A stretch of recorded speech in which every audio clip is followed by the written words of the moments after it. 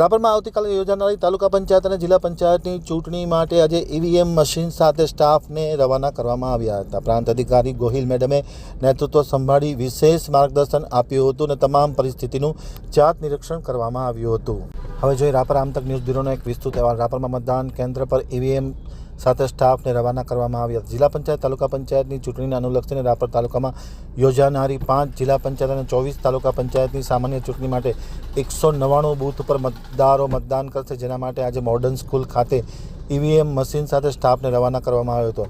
આ અંગેની આમતક ટીવી સાથેની માહિતી આપતા પ્રાંત અધિકારી જે.આર. ગોહિલે, તાલુકા મામલતદાર H.B. વાઘેલા, તાલુકા વિકાસ અધિકારી ખોડુભા વાઘેલાએ જણાવ્યું હતું કે મતદાન સ્ટાફને જવા માટે 24 રૂટ પર 25 એસટી બસ ફાળવવામાં આવી છે. ચૂંટણી ફરજ પર કર્મચારીઓ 880 અને 80 જેટલા કર્મચારીને રિઝર્વ રાખવામાં આવે છે. ઝોનલ 24 બૂથ પર 199 મકાન, 199 રિસીવ ડિસ્પેચિંગ 8 રૂમમાં કરવામાં આવશે. કાયદો વ્યવસ્થા જાળવવા માટે ડીવાયએસપી 1, 6 પીઆઈ, 12 પીએસઆઈ અને 166 પોલીસ કર્મચારી, 259 જીઆરડીના જવાનો તૈનાત રહેશે.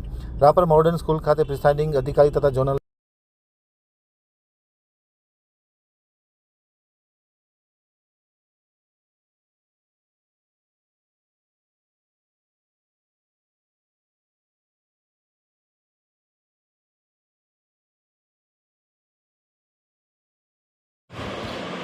અમે લોકો જે 26 તારીખે મતદાન છે જિલ્લા અને તાલુકા પંચાયતની ચૂંટણી માટે, એમાં આજે અમે રિસીવિંગ અને ડિસ્પેચિંગ સ્ટાફની તાલીમ રાખી છે.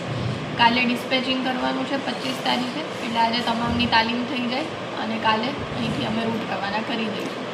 સર, કેટલા રૂટ છે અને કેટલા ઝોનલ અધિકારીઓ છે? 24 રૂટ છે અને દરેક રૂટ ઉપર એક ઝોનલ અધિકારીની નિમણૂક કરવામાં આવેલ છે.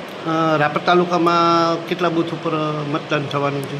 રાપર તાલુકામાં તાલુકા અને જિલ્લા પંચાયત બંને માટે 199 બૂથ ઉપર વોટિંગ થવાનું છે. Thank you.